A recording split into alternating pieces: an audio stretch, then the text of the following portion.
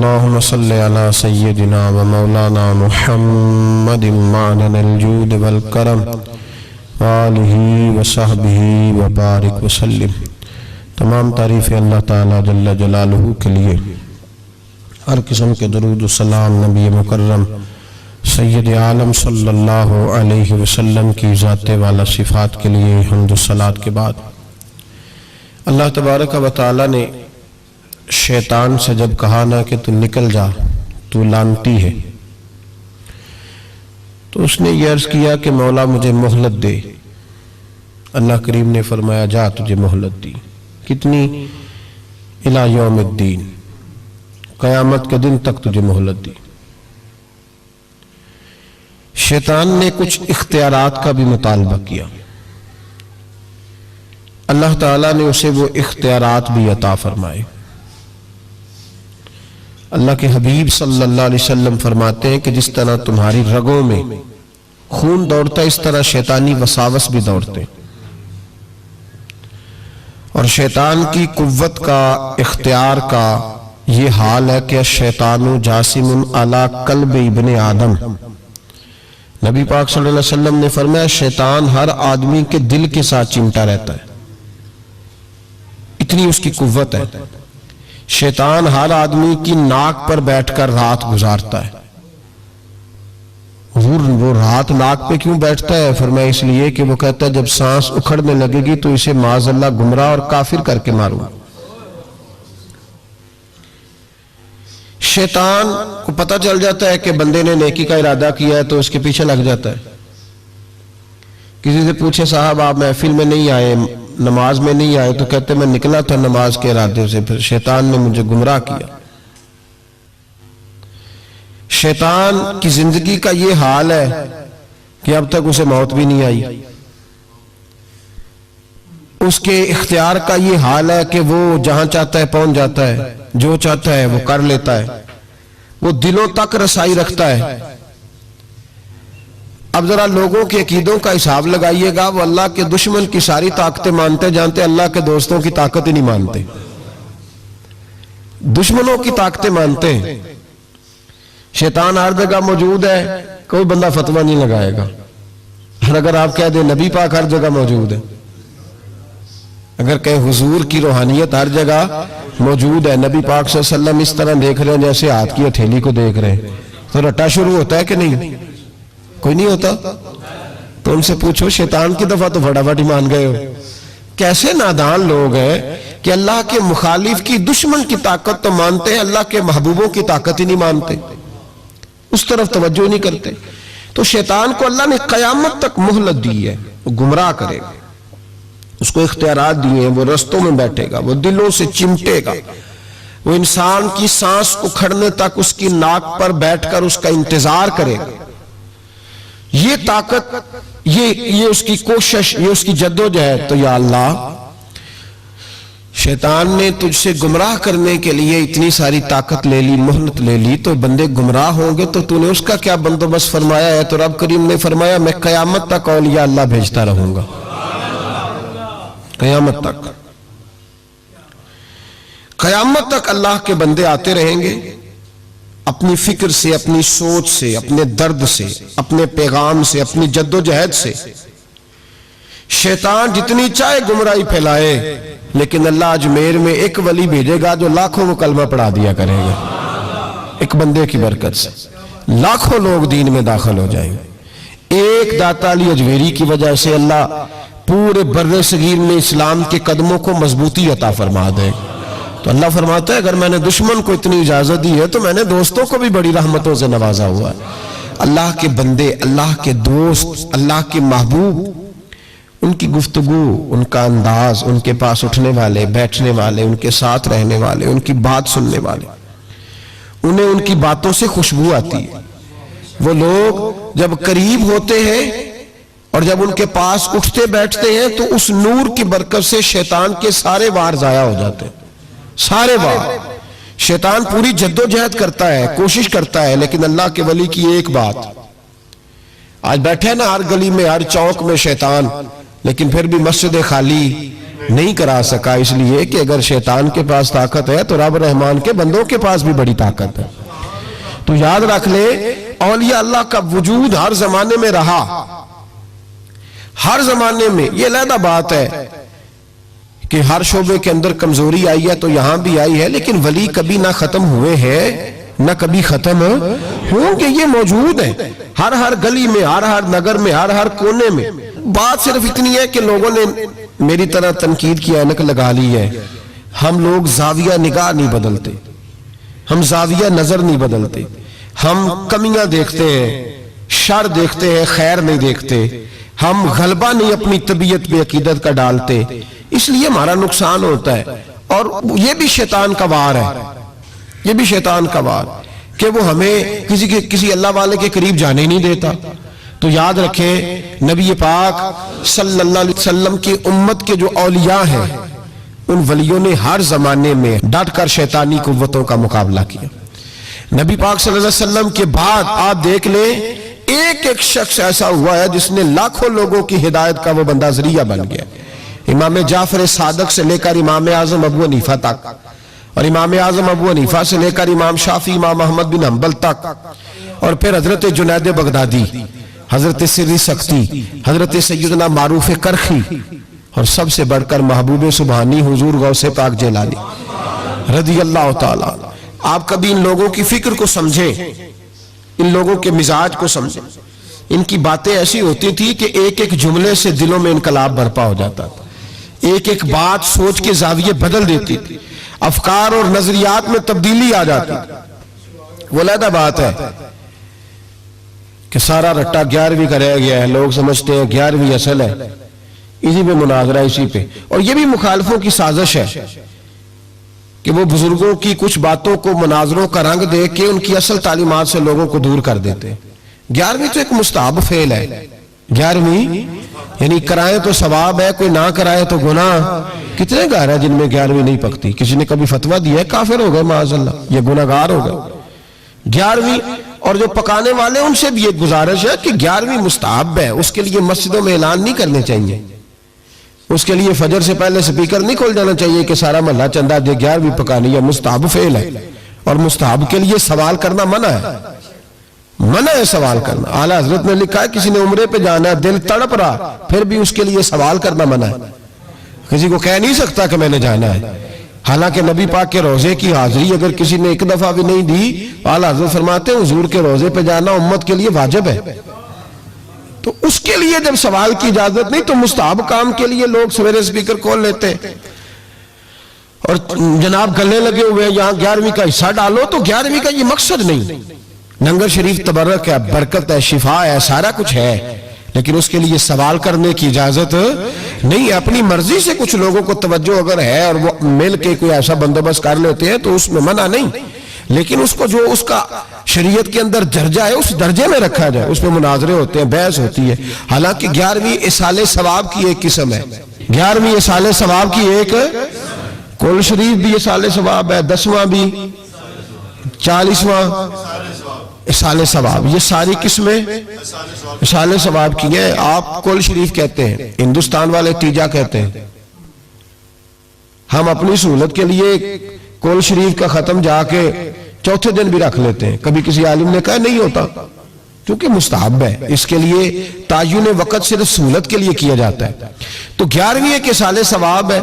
بہت سارے لوگ 11 ربیع الثانی کو کرتے ہیں، بہت سارے 12 کو کرتے ہیں، 14 کو کرتے ہیں، اور ہمیں محفل میں جانے کا موقع ملتا رہتا ہے، سارا سال ہی 11ویں پکتی رہتی ہے۔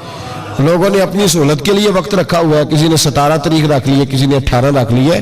تو غوث اعظم رضی اللہ تعالیٰ عنہ کی جو اصل چیز ہے وہ ان کی کرامت ہے۔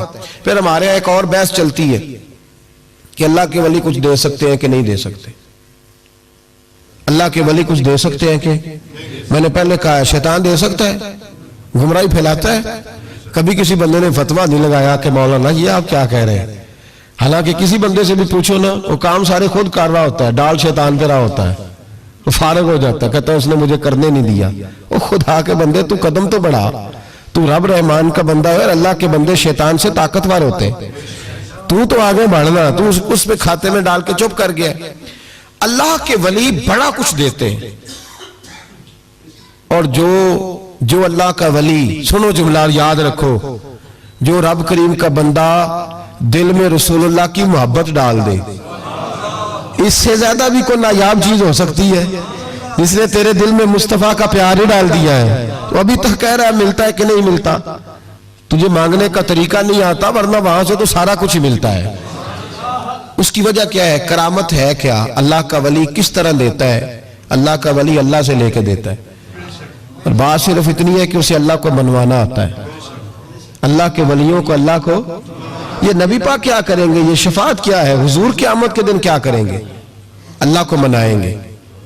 حضور فرماتے ہیں میں اللہ کو, شفاعت کا مفہوم کیا ہے؟ حضور سید عالم صلی اللہ علیہ وسلم فرماتے ہیں جب اللہ کرسی عدالت پہ بیٹھے گا جو اس کی شان کے لائق ہے, اگرچہ وہ بیٹھنے سے پاک ہے, جب وہ فیصلے کرے گا تو فرماتے ہیں میں سر سجدے میں رکھوں گا, میں روؤں گا, میں اللہ کو مناؤں گا. میں جب روؤں گا تو میرا رب کہے گا محبوب سر اٹھا, تو جیسے کہے گا ویسے ہی ہو جائے گا. تو بات یہ ہے کہ اللہ کے بندوں کو اللہ کو منانا. حضور غوث پاک کے پاس بی بی آ گئی, اس نے کہا حضور بے اولاد ہوں, میرے محلے میں ایسی عورتیں بھی ہیں جنہیں اللہ نے 14 بچے دیے, میں بے اولاد ہوں. اولاد بڑا میٹھا پھل ہے, تو میرے آنگن میں اگر ایک پھول کھل جائے تو میرے گھر میں بھی خوشبو پھیلے گی, میرے گھر میں بھی کوئی بچہ روئے گا تو میرا گھر بھی رونق والا ہو جائے گا. تو حضور میری ساس اب کہتی ہے رکھنا نہیں, اسے طلاق دے دینی ہے.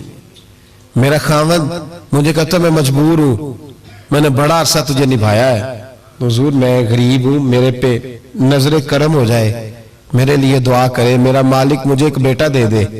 یوں ہاتھ اٹھائے گا غوث اعظم نے, کہے اللہ تیری بندی تیرا بندہ سمجھ کے آئی ہے, کیا لفظوں کا حسن ہے, کیا جملوں کی تاثیر ہے.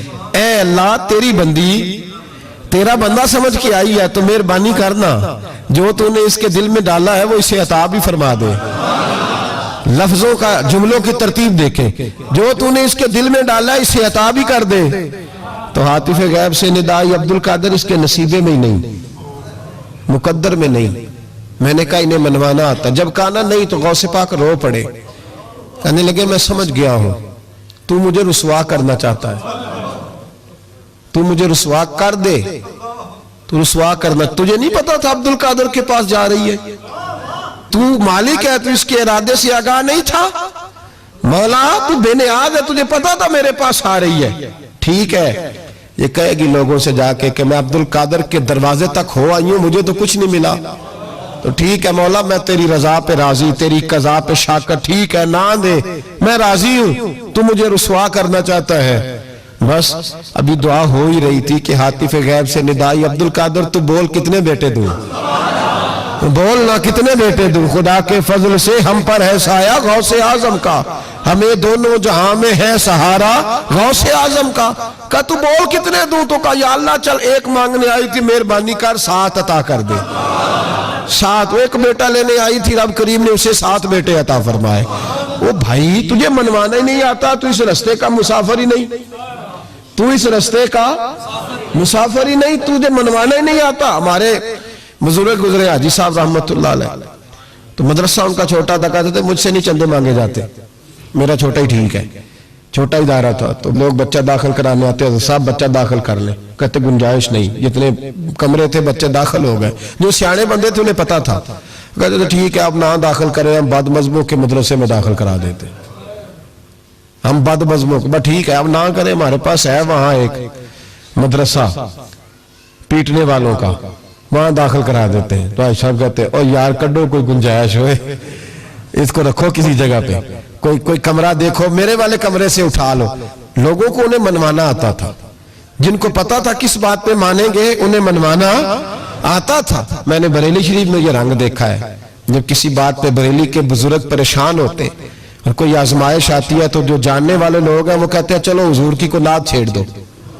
جب نعت پاک چھڑ جاتی ہے تو چہرے کھلنے شروع ہو جاتے ہیں, وہاں توانائیاں بھول جاتے ہیں لوگ اپنے سارے گاؤں. جنہیں منوانا آتا ہے, اللہ کے ولی کا کمال یہ ہے کہ اسے رب کو منانا آتا ہے, وہ منوا لیتا ہے اللہ اپنے فضل سے. اللہ کو مجبور کوئی نہیں کر سکتا.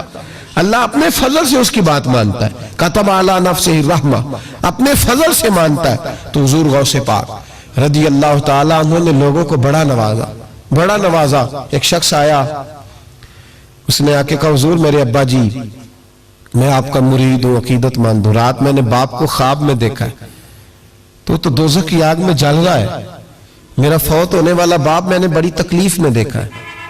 تو غوث اعظم رضی اللہ تعالیٰ عنہ فرمانے لگے میرے مدرسے میں آیا کرتا تھا، میری خانقاہ میں آتا تھا، میری محفل میں بیٹھتا تھا، حلقہ ذکر میں رہتا تھا.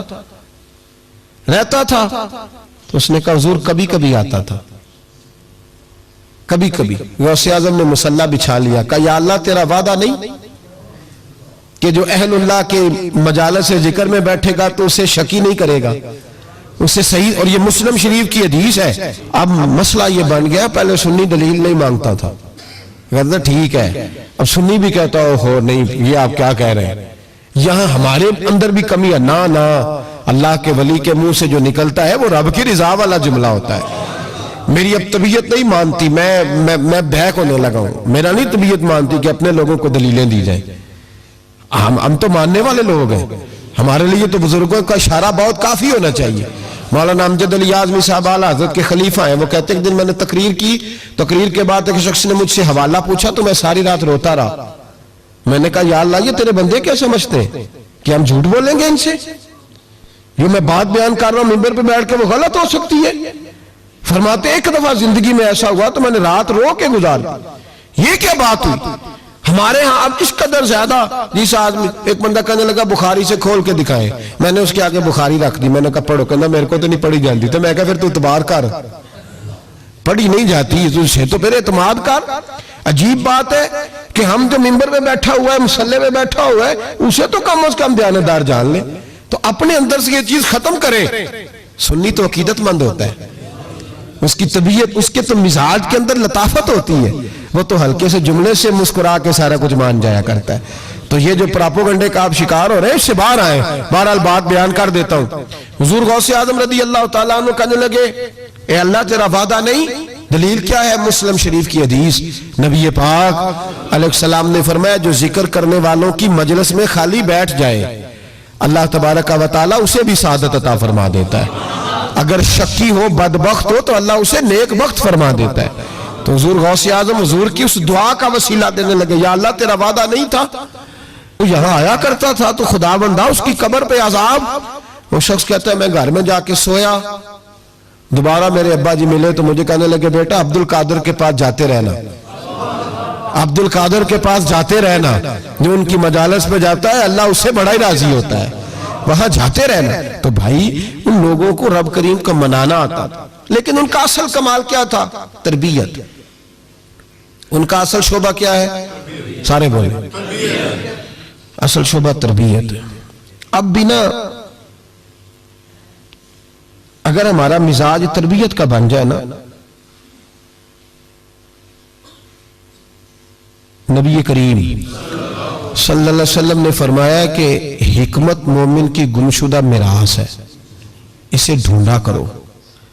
کہیں سے نا کوئی چیز، شیخ شہاب الدین سہروردی کہتے تھے میں نے اپنا پیالہ ساری زندگی یوں رکھا ہے، کسی اللہ والے کے پاس گیا ہوں تو اس طرح پیالہ کھلا رکھا ہے، اور کہتا ہے میں جہاں بھی گیا ہوں نہ کچھ لے کے ہی آیا ہوں، کچھ نہ کچھ.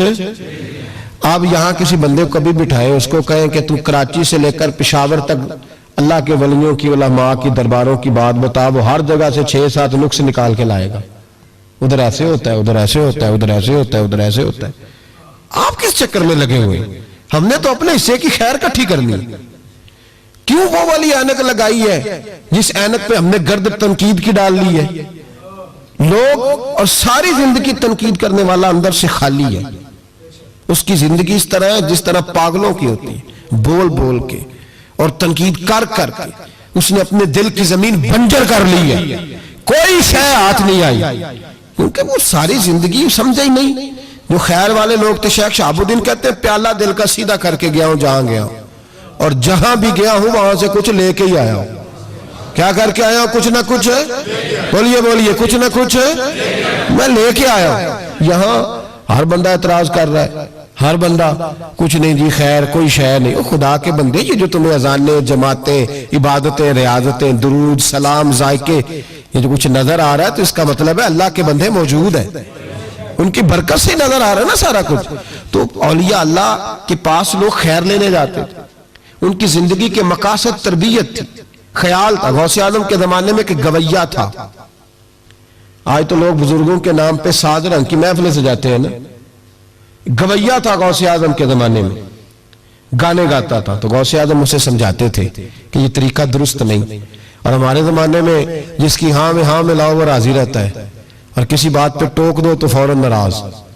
ہمارے زمانے کے اندر یہ ماحول ہے کہ جہاں آپ نے کسی بندے کو کہا کہ تو غلط ہے, یا کسی کو جس جگہ ڈانٹا اس جگہ یہاں تو مداری بن کے وقت گزارنا پڑتا ہے. جو آئے اس کے اشاروں پہ ناچو تو لوگ ٹھیک ہے. ہم چاہتے پتہ کیا ہے کہ صوفی صاحب ہوں پیر صاحب ہوں تو وہ نا ہمارے سامنے ہمارے اشاروں پہ چلیں. آپ کسی بندے کو اس جگہ انکار کریں, انکار. میرے صاحب نا کچھ لوگوں کو اٹھ کے ملتے تھے, کچھ لوگوں سے پورا اتنا سا ہاتھ بعض اوقات ملایا جاتا تھا. میرے دل میں اکثر سوال آتا تھا. ایک دن میں نے کہا حضور یہ بڑے فضول سے کچھ بندے ہیں تو ان کو بعض اوقات اعزاز ملتا ہے, تو کچھ بڑی محبت کے ہیں تو ان کو اتنا سا ہاتھ بھی آپ ملا لیتے ہیں. تو ایسا فرمانے لگے یہ اپنوں بیگانوں کا فرق ہے. میں نے کہا کس طرح؟ فرمانے لگے کچھ ایسے ہوتے ہیں جن کو پروٹوکول نہ دو تو بھاگ جاتے ہیں, تو کچھ ایسے ہوتے ہیں جن کا پتہ ہوتا ہے انہیں جوتے بھی مارے تو یہ میرا ہی ہے, اس نے جانا کوئی نہیں, یہ میرا ہے. فرماتے ہیں جسے ڈانٹتے زیادہ ہیں ڈبٹتے زیادہ ہیں اس کا پتہ ہوتا ہے یہ جا کہیں نہیں سکتا, یہ میرا ہی ہے. کہ جتنا مرضی کچھ کرو. تو جو پروٹوکول مہینے کا دور آیا نا ہمارا, ہم تو ذرا اس لیے تو اصلاح نہیں ہو رہی. آپ کسی شخص کو کہیں انکار کر کے دیکھیں اسی وقت وہ اڑ جائے گا مینوں ہی نہ کر چھڑی, حالانکہ میں تریاری روٹی بھی کھوائی ہے. ان چکروں سے باہر آئے. یہ چیز آپ کا تربیت روک دے گی, منع کر دے گی, آپ باہر نکلے. حضور غوث پاک رضی اللہ تعالیٰ عنہ گویا گایا کرتا تھا. غوث اعظم منع کرتے, فرماتے طریقہ ٹھیک نہیں, بات چیز سے وہ مخالفت کرنے لگ گیا. اور لوگ جب ان کے مفادات پہ ٹھوکر لگتی ہے تو وہ ذات پات پہ اتر آتے ہیں. وہ کہتا ہے جی دیکھو میرے پیچھے رش بڑا ہے, لوگ سنتے بڑے ہیں, تو عبدالقادر تو معاذ اللہ جلتے ہیں مجھ سے. خیر بڑی مخالفت کی, باتیں ٹٹول کے لاتا, کھاتے کہاں سے ہیں, لنگر کہاں سے آتا ہے, یہ کیا ہے. حضور غوث اعظم ہنس دیا کرتے, فرماتے چل ٹھیک ہے موج کر. وقت گزرتا گیا, بوڑھا ہو گیا, لوگ اس کی آواز کے دیوانے تھے. گلے کی آواز بڑا سریلی تھی, وہ اب دھیمی پڑ گئی. وہ جو اسے سنتے تھے وہ کسی اور کو سننے لگے. گھر میں بھی جب تک پیسے آتے تھے تب تک تو گھر میں بھی بڑی قدر تھی. اب جب گھر میں کچھ نہ دیا تو بچوں نے بھی نکال دیا. حالت یہ ہوئی کہ قبرستان جا کے بیٹھ گیا. مکھیاں بھنکتی ہیں, پہننے کو کپڑا کوئی نہیں, کھانے کو روٹی کوئی نہیں. میرے شیخ میرے غوث اعظم اس گلی سے گزرے. جب غوث اعظم گزرے تو اس کی حالت دیکھی تو محبوب پاک کا وہ طریقہ یاد آ گیا. سلام اس پر کہ جس نے دشمنوں کو بھی کوائیں دی, سلام اس پر کہ جس نے گالیاں سن کر دعائیں دی. تو حضور غوث اعظم گھر گئے, غلام کو بلایا, فرمایا 100 دینار لے جا, اس گویے کو دیا. بتانا نہ کس نے بھیجے, دے کے لوٹ آنا. وہ کہتے میں گیا تو بڑی بری حالت, پھٹے ہوئے کپڑے, خستہ حالی. جا کر کے 100 دینار دیے. میں نے کہا لو. اس نے آنکھیں کھولی تو بڑھاپے سے بری حالت, بیماری, ذوف. کہنے لگا کس نے بھیجے؟ تو میں نے کہا مجھے پہنچانے کا حکم ہے, بتانے کا نہیں. تو کہتے اس کی آنکھوں میں آنسو آ گئے. کہنے لگا میں بھی سارے بغداد کو جانتا ہوں, مجھے پتا ہے اس حالت پہ اگر مجھ پہ کوئی کرم کر سکتا ہے تو وہ عبدالقادر جیلانی ہے. مجھے بھی پتا ہے, میں بھی جانتا ہوں. اس حال میں گرے ہوئے کو تھامنا اگر کسی کا طریقہ ہے تو وہ غوث اعظم کا ہی ہے, وہی مجھ پہ کرم کر سکتے ہیں. کہتے میں خادم کہتے میں دے کے آیا تو وہ میرے پیچھے پیچھے چلنے لگا. حضور غوث اعظم پڑھا رہے تھے تو سامنے آ کے کھڑا ہو گیا. نظر اٹھائی آپ نے, فرمایا میں کیا خدمت کر سکتا ہوں. چیخ ماری اس نے, رویا, قدموں میں گرا. لگا عبدالقادر تو میرے نبی کا سچا وارث ہے, تو سچا وارث ہے نبی پاک صلی اللہ علیہ وسلم کا. میں ساری زندگی مخالفت کرتا رہا اور جب میرا کوئی نہ بنا تو تو میرا بن گیا. اب مجھے بتا کہ اس بڑھاپے میں توبہ کروں تو اللہ قبول کر لے گا؟ تو غوث اعظم فرمانے لگے تو سچے دل سے توبہ کر، اللہ تیری توبہ بھی قبول فرمائے گا اور تجھے اپنے نیک بندوں میں شامل بھی فرمائے گا. شرط یہ ہے کہ سچے دل سے کر، اخلاق کے لیے آئے، کردار کے لیے آئے، تربیت کے لیے آئے. ان لوگوں نے اپنے عمل سے ڈھیروں لوگوں کی زندگیاں بدلی. غوث اعظم مزدوروں کی طرح دین کا کام کرتے تھے. میں نے بڑا سوچ سمجھ کے فکرہ کہا ہے، مزدوروں کی طرح. میں نے اپنے گاؤں میں کچھ ایسے مزدور دیکھے جو صبح فیکٹری میں دیہڑی کر کے آتے تھے تو شام کو دیہڑی کر کے آئے پوری 4 بجے تک 5 بجے تک، تو شام کو کسی آدمی نے مٹی ڈالنی ہے اپنے گھر کے اندر تو اس سے بھی ٹھیکہ کر لیا. اس نے کہا میں 300 روپیہ دوں گا، مٹی اٹھا لو. تو وہ مزدور گھر آیا تو اس نے کہا چلو بچوں کے کپڑے بھی لینے، عید بھی قریب آ رہی ہے. یہ مزدور لوگ بڑی جدوجہد کرتے ہیں. تو رات کو مٹی ڈال لی. حضور غوث اعظم نے مزدوروں کی طرح دین کا کام، یہاں تو موجیں لگی ہیں، تو موجیں لگی ہوئی ہیں لوگوں کی. یہاں تو لوگ ساد رنگ میں مست ہو کے کہتے ہیں بس ٹھیک ہو گیا جی، ہم بڑے پکے ہیں ان کے ماننے والے. غوث اعظم فجر کے بعد فقہ کا درس دیتے تھے. فقہ کا ان کہہ دے وہ بھی مولوی سن، چونکہ درس جو دیتے تھے. فقہ کا درس فجر کے بعد. ظہر کے بعد غوث اعظم لوگوں کو حدیث پاک پڑھایا کرتے تھے. عصر کے بعد قرآن پاک کی تفسیر بیان کرتے تھے. ہر روز رات کو عشاء کے بعد دور دراز سے مخلوق آتی تھی، لاکھوں کا مجمع ہوتا تھا اور غوث اعظم وہاں رسول اللہ کا دین لوگوں کو سمجھایا کرتے تھے. 1000 آدمی کاغذ قلم لے کے عالم بیٹھا کرتے تھے. غوث اعظم جو تفسیر بیان کرتے اسے لکھا جاتا تھا. یہ حضور غوث اعظم کا طریقہ ہے. غوث اعظم بغداد کی جامع مسجد کے خطیب تھے. وہ خطیب تھے مسجد کے. جامعہ نظامیہ کے نام سے غوث اعظم نے مدرسہ بنایا ہوا تھا. وہ ایک ادارے کے پرنسپل تھے جسے الف با سیدھی پڑھنی نہ آئے. وہ کہے میں بڑا ولی ہوں، مجھے غوث پاک کا فیض ہے. تجھے کس طرح کا فیض ہے؟ غوث اعظم کا فیض یہ آپ فرمایا کرتے جتنی جس کی زبان میں تاثیر زیادہ ہو سمجھو میرا فیض اسے زیادہ ملا ہوا ہے. آپ تقریر کرتے تھے، خطبہ دیتے تھے، روز رات کو بیٹھتے تھے. یہاں پیر صاحب کے پاس علم لدنی ہے، انہیں 8000 دا مولوی رکھیا جمعہ پڑھان لے. میں کہا پیر صاحب کیوں نہیں پڑھان دے؟ کہنے وہ ہمارے پیر صاحب کے پاس علم لدنی ہے. میں کہا انہوں آمدہ ہی نہیں بچارے نے. علم لدنی ہوئے تو باہر بھی آوے ہودا. کن لوگوں کو ماننا شروع کر دیا قوم نے؟ کہتے ہیں مولوی اور ہوتا ہے صوفی. تو صاحب کہہ دو مولوی پڑھا ہوتا ہے، صوفی جاہل ہوتا ہے. یہ فرق کرو معاذ اللہ سمجھ میں آئے. کیا چکر ہے؟ کس طرف لوگ چلے گئے؟ حضور غوث اعظم رضی اللہ تعالیٰ عنہ 16 گھنٹے دین کا کام کرتے. 16 گھنٹے اتنا پڑھا پڑھایا. پھر بھی اگر کوئی بندہ آ گیا نا چل کے دور سے، مصر سے، یمن سے 15-20 بندے آ کر حضور محفل میں لیٹ ہو گئے تھے تو ہم آپ کی زیارت کے لیے، تو غوث اعظم گھنٹہ ان کو بھی تقریر سناتے رہتے، انہیں بھی دین بتاتے. چلو دین کے کام میں آج اوور ٹائم ہی لگا لیتے ہیں، آج تھوڑا زیادہ مزدوری کر لیں. مزدوروں کی طرح کام کیا. 50 کے قریب کتابیں لکھی، لاکھوں لوگوں کا قبلہ درست کیا، ہزاروں یہودیوں اور عیسائیوں کو کلمہ پڑھایا. حضور غوث اعظم رضی اللہ تعالیٰ عنہ نے مجاہدین تیار کیے. میرے ذمہ راہ حوالہ صلاح الدین ایوبی جب جنگیں لڑ رہے تھے تو بیت المقدس کے باہر کھڑے ہو کے کہتے تھے مجھے معمولی نہ سمجھنا، میں عبد القادر جیلانی کے مدرسے کا پڑھا ہوا ہوں، مجھے کوئی معمولی نہ سمجھے، میں غوث اعظم کا. اور 70,000 کی فوج جو صلاح الدین، یہ لوگ جہاد کریں گے بیچارے جو صرف چندے اکٹھے کرتے ہیں، کبھی بیت المقدس کے نام پہ اور کبھی کسی نام پہ ساری دن کی کھالیں جمع کر کے کھا گئے. اور کیا کلاشنکوف لے کے لوگوں کو ڈرایا. کردار بتاؤ اپنا. اور ہر رسالے میں یہ آپ سے چندے لیتے ہیں، میں آپ کو ان کے رسالے دکھاؤں گا. آپ کی کھالے لے جاتے، آپ سے چندہ لیتے، مہینے کا رسالہ نکالتے. ہر رسالے میں کبھی داتا صاحب کے خلاف لکھتے ہیں.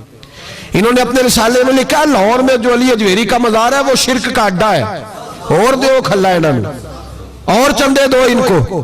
یہ تو جنازے اشتہار لگا کے پڑھاتے ہیں. میلاد کی محفل بدعت ہو گئی. کس صحابی نے اشتہار لگا کے جنازہ پڑھایا ہے؟ فلانے کا جنازہ ہے تو اتنے بجے اشتہار لگا دو. کس کی سنت ہے؟ کیا تماشا لگایا ہوا ہے. اور ہماری قوم ہے کہ مست ہے، پتہ ہی کوئی نہیں. بہلانے والے سب تمہارے یار ہو گئے، سمجھانے والے مفت گناہگار ہو گئے. کبھی ولیوں کے دشمنوں کی وجہ سے بھی جہاد ہوا ہے. صلاح الدین ایوبی کھڑے ہو کے کہنے لگے فلسطین میں، فرمایا میں لڑوں گا اس لیے کہ میں عبد القادر کے مدرسے کا طالب علم ہوں، اور فرمانے لگے یہ 70,000 فوج میرے ساتھ ہے، ساری غوث اعظم کو ماننے والی ہے، انقلاب غوث کے ماننے والے لائیں گے، یہ لوگ انقلاب برپا کریں گے جن کے دلوں میں بغض رہتا ہے اللہ کے ولیوں کا۔ اور ہر رسالے میں کبھی یہ کون سا جہاد ہے، کبھی بابا فرید کے خلاف لکھتے ہیں، کبھی غوث اعظم کے خلاف لکھتے ہیں، شرم نہیں آتی؟ کھالوں سے تم نے پجارو خریدی ہوئی ہے، کھالیں کٹھی کر کے تم نے کلاشنکوف لی ہوئی ہیں، مکانوں میں رہتے ہو، اور قوم ہے کہ وہ دیکھتی نہیں۔ اور بھائی دنیا میں رہنا ہے تو کچھ پہچان پیدا کر۔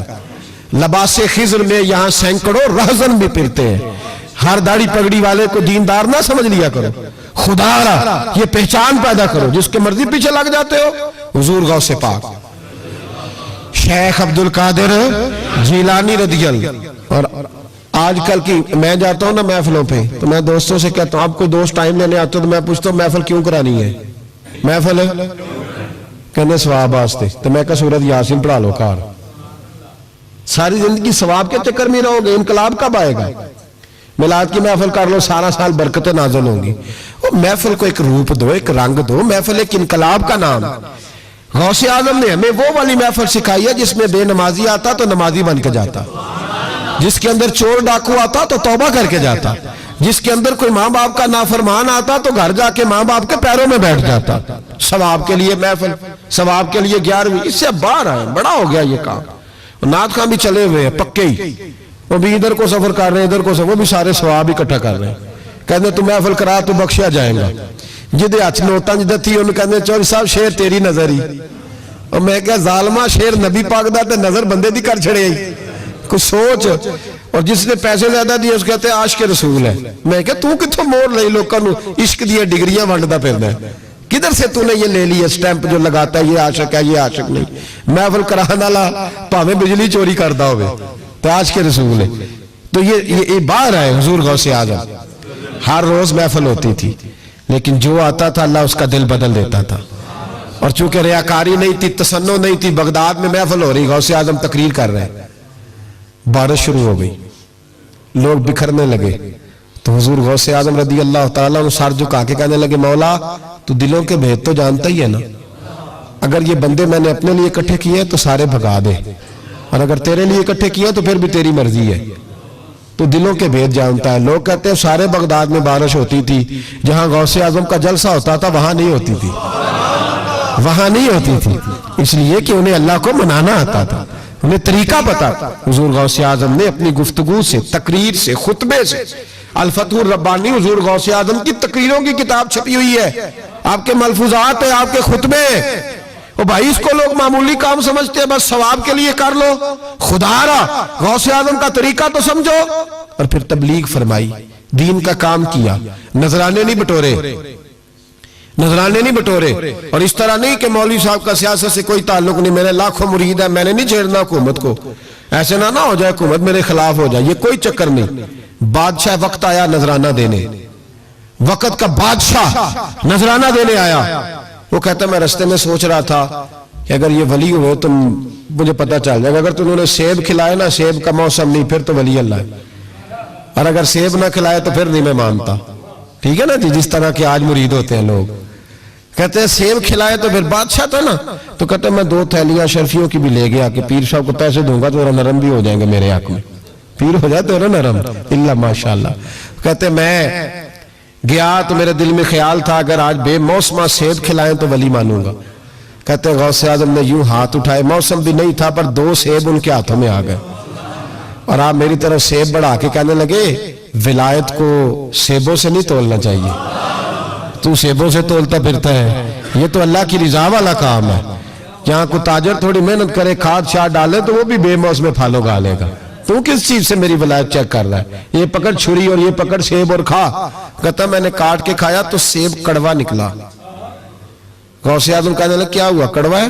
کہا حضور ہاں۔ تو نے اپنے ہاتھ سے کاٹ کے ایک ٹکڑا دیا، کہا کھاؤ۔ کھا کے کہنے لگا حضور آپ کے والا تو میٹھا ہے، تو سیب تو دونوں غیب سے آئے ہیں تو میرا کڑوا کیوں ہے؟ آپ کا فرمانے لگے غوث اعظم دونوں میٹھے تھے، ایک کو ظالم کے ہاتھ لگ گیا تو کڑوا ہو گیا ہے، میٹھے دونوں ہی تھے، تو ظالم ہے نا، ظلم کرتا ہے تو تیرے ہاتھوں کی وجہ سے کڑوا ہو گیا، ایک ہی تھے۔ اس نے 2 تھیلیاں اشرفیوں کی مصلے کے نیچے رکھی، کہنے لگا حضور نذرانہ ہے، فرمانے لگے ضرورت ہی نہیں، لے جا۔ اللہ کے بندوں کو دنیا داروں کے نذرانوں کی ضرورت ہے، اور ضد کرنے لگا حضور قبول کر لے۔ آپ فرمانے لگے جا تو جا، نہیں چاہیے، کہا حضور ضرورت نہیں، حضور قبول فرما لے۔ آپ نے فرمایا جا، کہا حضور لے لے، آپ کی مہربانی۔ فرمانے لگے اپنے کپڑے دیکھ اور میرے دیکھ، اپنی روٹی دیکھ اور میری دیکھ، میں تجھ سے اچھا کھاتا ہوں، تجھ سے اچھا پہنتا ہوں، میرا اللہ مجھے تجھ سے بہتر دیتا ہے، تو جا تو۔ اس نے کہا نہیں، قبول کر لے۔ غوث اعظم نے دونوں تھیلیاں اشرفیوں کی پکڑی، اور جب ان کو نچوڑا تو اندر سے خون نکلنے لگا۔ غوث اعظم فرمانے لگے غریبوں کا خون نچوڑ کے مجھے نذرانہ دینے آ گیا ہے؟ غریبوں کا خون نچوڑ کے؟ پیر صاحب نے کبھی پوچھا نہیں فیکٹری والے سے کہ تم مزدوروں کے ساتھ کیا علاج کرتا ہے؟ پیر صاحب نے کبھی سوال نہیں کیا کہ یہ جو لے کے آ رہا ہے کہاں سے لے کے آ رہا ہے؟ غوث اعظم رضی اللہ تعالیٰ عنہ فرمانے لگے میں تیرے پردے نہیں کھولنا چاہتا تھا، تو باز ہی نہیں آ رہا، غریبوں کا لہو نچوڑ کے تو مجھے نذرانہ دینے آ گئے ہو۔ فرمایا نکل جا، ورنہ یہ خون اتنا بہاؤں گا کہ تو بھی بہ جائے گا، تیرا محل بھی بہ جائے گا۔ لوگوں کا خون نچوڑ کے مجھے نظر نیاز دینے آ گئے ہو۔ حضور غوث اعظم جواں فکر، جواں سوچ، انقلاب مزاج صوفی تھے، جمعے کا خطبہ دینے آئے تو ایک شخص نے کہا حضور ایک ظالم آدمی کو گورنر بنا دیا ہے بادشاہ نے بغداد کا۔ کہنا چاہیے تھا نا میری مسجد میں بڑا رش ہے، مجھے کیا لگے، میرے مدرسے میں طالب علم ٹھیک ہے، لنگر صحیح پک رہا ہے، ٹھیک ہے، بناتا ہے تو بناتا ہے، پھر لوگوں پہ ظلم ہوگا نا۔ لیکن یہ طریقہ دین کا طریقہ نہیں، لوگ ظلم کا شکار ہوتے رہے، حکومتیں مرضی کرتے رہے، صوفی کہے میرا نہ کوئی مخالف ہو جائے۔ آج ہمارے زمانے میں شوق ہے کہ مجھے کوئی برا نہ کہے، وہ بھائی کہہ لے جس نے برا کہنا ہے کہے، یہ کوئی بری بات ہے؟ قرآن کہتا ہے اللہ کے بندوں کی علامت یہ ہے یجاہدون فی سبیل اللہ، وہ اللہ کے راستے میں جہاد کرتے ہیں، ولا یخافون لومۃ لائم، اور کوئی انہیں برا کہے تو وہ اس کی پرواہ نہیں کرتے، وہ جہاد میں لگے رہتے، کہے جس نے کہنا ہے، سانو تخت ہزارے دی لوڑ کی ہے، نالے کی لگے شہر ببول دے نال، اسی اپنی بال کے سیکنے ہیں، سانو کی لگے کسی اور دے نال، کہے جس نے کہنا ہے، کوئی پرواہ نہیں، بات کھری اور سچی ہونی چاہیے، موت کرے جس کا جو دل کرتا ہے، جس کا جو دل کرتا ہے۔ ایک جگہ میں نے بڑی تگڑی تقریر کی، یہ سیالکوٹ کے قریب، بڑی سخت 2 4 5 نعت خان تھے، وہ بھی عشق کی ڈگریاں بانٹ رہے تھے، اور بڑے انہوں نے نوٹ کٹھے کیے تھے، اوپر سے میرا نمبر لگ گیا، تو میں نے انہیں کہا، وہ ایک بڑا شور کر رہا تھا یوں کر دیں گے ختم نبوت کے لیے، یوں کر دیں گے، تو داڑھی بالکل تازی صفائی کرا کے آیا تھا، حمام سے سیدھا محفل پہ آ گیا تھا۔ میں کہا بیلیہ تیرے کو داڑھی دا پار تے چکیا نہیں جاندہ، تے سارے دین دا کیویں چکے گا، وہ تو چک لے، وہ تیرے کو تھوڑا جہا بھی نہیں چایا جا رہا۔ ایک اور تھا اس میں، مجھے کہنے لگا میں تو انہوں نوی نار سنانی، میں کہا تیری مہربانی، میں کو پرانی سنائی، نوے کلام میرے کو نہیں ہضم ہوندے جڑے تسی شروع کیتے ہیں ڈم ڈم۔ تو مسئلہ خراب ہو گیا، ایک پیر صاحب بھی بیٹھے تھے، آپ یقین کریں نبی پاک کی نعت ہو رہی ہے اور اشارہ پیر کی طرف ہو رہا ہے، اشارہ پیر کی، حضور کی نعت میں نبی پاک کی نعت ہو رہی اور اشارہ، بھئی جو شعر حضور کے نام کیا وہ کسی پیر پہ فٹ کرنا درست ہے؟ وہ بھی مست ہویا 100 دے نوٹ کٹ کٹ کے دے رہے ہیں، میری گل ہو رہی، تو میں نے کہا شرم کرو، اللہ سے ڈرو، اور باہر نکلے رہے تو ٹائر پنکچر تھا گاڑی کا، گاڑی کا ٹائر پنکچر تھا، تو میں ایک بندے نو کیا بھی انہیں پہنچنا ہے، اس دن مجھے واپس وزیرآباد بھی آنا تھا، ٹائر پنکچر ہو گیا، تو میں نے کہا لگا کسی نعت خانے کے علم آ رہا تو اڑی گھٹی نو تسی چھڑ دے نہیں نا کسی دی گل، تو انہیں دوجہ بھی کار چھڑنا سی، وہ دی مہربانی سمجھو نے ایک کیتا ہے۔ یہ حال ہو گیا ہمارا کہ لوگ اب پوزیشن اس طرح کی کسی کو سمجھائے وہ مخالفت کرتا ہے۔ انہوں نے بعد میں میٹنگ کی، انہوں کہنے لگے تو کتھوں مولوی بلا لیا، اگوں نہیں آنجدہ بلائی، کس طرح کا آدمی تھا، سب کو اس طرح، اور بڑی بڑی عجیب حرکتیں۔ میں یہ لودرہ ملتان سائٹ پہ 2-3 دن کے لیے تو نقیب محفل، وہ بیستی کری جا مجمع دی، تسی بول دے نہیں، تسی سبحان اللہ ہی نہیں آندے، ایڈا رکھا مجمع کدے نہیں ویکھے، کنج دے تسی بندے ہو، میں تسی یاد رہو گے، بوڑے بوڑے لوگ بیٹھے ہیں، ٹھنڈ کا موسم ہے، کری جا رہے، وہ میرے سے نہ برداشت ہوا، کبھی کبھی رگ بڑی تنگ کرتی ہے، کچھ دیر تو میں نے برداشت کیا، تو بعد میں بول ہی پڑا، میں کہا بھائی بہ جا، تیری مہربانی، تو پیسے لے کے مفت آئے نہیں سارے، اے چنگے نہیں تیرے نالوں، اے فری بیٹھے مفت بیٹھے، تو پیسے لے گئے، مجھے انہوں نے بتایا کہ 15,000 تو نے پہلے لیا، کس بات کا لیا؟ تو یہ کوئی مذہب کا کام ہے؟ کیا چکر چلایا ہوا ہے؟ یہ کوئی طریقہ ہے؟ یہ اس طرح دین پھیلتا ہے؟ غوث اعظم جیلانی، حضور شیخ عبد القادر جیلانی، یہ لوگ اگر بادشاہوں کی ٹی سی کرتے تو انقلاب نہ برپا ہوتا۔ حضور غوث اعظم رضی اللہ، اور جو آ رہا ہے چودھری صاحب عاش کے رسول ہیں، اس لیے کہ 50,000 دیا محفل میں، تو بس 50,000 کا عشق مل جاتا ہے۔ کیا تماشا لگ گیا، غریب آدمی میلاد کی محفل میں بھی ویڈیو کے پیچھے بیٹھتا ہے، نہ ساڑھ کو دتھی ہے نہ آگے انہیں ہے۔ کیا اس چکر سے باہر آئے؟ غوث اعظم رضی اللہ تعالیٰ عنہ اس لیے لتاڑ لیتے تھے یہ لوگ کہ ان کے اندر لالچ نہیں تھا، کسی شخص کے ساتھ کوئی ذاتی مسئلہ نہیں تھا۔ بڑی مخالفت کی لوگوں نے ان کے زمانے میں بھی ان کی۔ جمعہ پڑھانے آئے، ایک شخص نے کہا حضور ظالم آدمی گورنر بنا دیا بادشاہ نے۔ غوث اعظم نے منبر پہ چڑھ کے فرمایا میں جمعہ پڑھانے لگا ہوں، میرا جمعہ ختم ہونے سے پہلے پہلے میرا حکم ہے کہ بادشاہ گورنر بدل دے۔ یہ نہیں کہا میرا بیٹا بنا دے، میرا مرید بنا دے، وہ میرا رشتہ دار لگا دے۔ فرمایا حکم دیتا ہوں کہ جمعہ ختم ہونے سے پہلے گورنر بدل دو، ورنہ میرا نام عبد القادر جیلانی ہے، جمعے کے بعد میں خود بدل دوں گا، میں بدل دوں گا جمعے کے بعد۔ ہر مشکل دی کنجی یارو ہاتھ مرداں دے آئی، میں بدل دوں گا جمعے کے بعد، اور تم دیکھو گے بدلا جائے گا۔ لوگ کہتے ہیں جمعے کی نماز پڑھ کے نکلے تو بادشاہ دروازے پہ کھڑا تھا، کہنے لگا حضور مہربانی کرے ناراض نہ ہونا، بدل دیا گورنر، ہم نے گورنر۔ یہ شان تھی غوث اعظم کی کہ غوث اعظم جو کہہ دے رب ویسا کر دے۔ لیکن عاجزی کیا تھی؟ شیخ سعدی فرماتے ایک بوڑھے کو کسی شخص نے بیت اللہ کے ساتھ پتھر پہ سر رکھ کے روتے دیکھا، اور وہ بزرگ بوڑھے کہہ رہے ہیں یا اللہ قیامت کے دن مجھے اندھا کر کے اٹھانا، اندھا کر کے، کہیں ایسا نہ ہو تیرے نیک بندوں کے سامنے میں شرمندہ ہو جاؤں، اور مولا مجھ سے درگزر والا معاملہ کرنا، مجھ سے سوال نہ کرنا، میں کمزور ہوں۔ رو رہے ہیں، کہتے میں قریب گیا تو میں نے جا کے دیکھا کہ پتہ تو کروں کون گناہگار ہے، میں بھی اس کے لیے دعا کرتا ہوں۔ وہ بزرگ کہتے ہیں جب ان بزرگوں نے چہرہ اٹھایا تو میری چیخ ہی نکل گئی، یہ تو غوث اعظم جیلانی ہے۔ ایک طرف راتی ساری کر کر زاری نیند اکھاں تھی توندے، فجر اوہی گناہگار کا آون سب تو نیوے ہوندے۔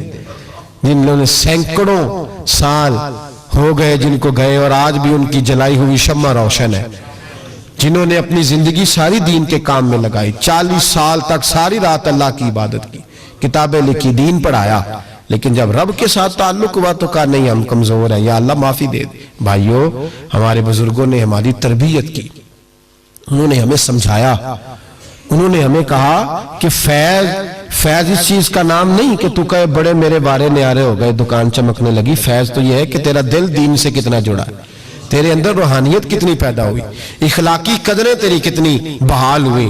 غوث اعظم سے کسی نے کہا تو حضور دعا قبول نہیں ہوتی، فرمایا 3 شرطیں ہیں، تیری ہر دعا اللہ قبول فرمائے گا۔ کہا حضور کون سی؟ فرمایا رزق جب بھی کھانا حلال کھانا، اور تیری زبان سے کبھی رب کی ناراضگی والا فکرہ نہ نکلے، اور جب تو بات کرے تو نفس کے لیے کبھی نہ کر، اللہ کی رضا کے لیے کر۔ عبد القادر وعدہ کرتا ہے تو جو دعا بھی کرے گا مالک تیری قبول فرمائے گا۔ اپنے نفس کی رضا کے لیے، اپنے باطن کو خوش کرنے کے لیے سارا دن داستانے نہ چھیڑ، اللہ کی رضا کے لیے بول۔ ہم کتنا بولتے ہیں لیکن نفسانی باتیں، نفسانی خواہشیں، یہ کہنے کے لیے کہ لوگ نیچا دیکھ لیں گے کیا ہو جائے گا، خدا را اللہ کی رضا کے لیے جب بولیں گے تو اللہ راضی ہوگا۔